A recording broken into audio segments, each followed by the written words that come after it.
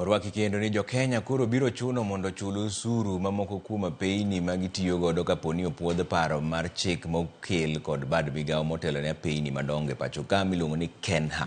Apeyni ma KENHA geto neno ni ochuli osuru gin kaka Thika Superhighway, Nairobi Southern Bypass, apaya ma Nairobi Nakuru nyaka Mau Summit, apaya ma Kenol Sagana nyaka Marua, mano mar Mombasa Southern Bypass kaachiel kod apaya ma Dongo Kundu mane osidhi e kinde machuok mokalo. Gisani, chudo mar omenda e apaya opuodhi mane apaya mar Nairobi Expressway ma en kilomita 27 kawuok e paw ndege ma JKIA nyaka gwenge mag Westlands e buore Nairobi ka.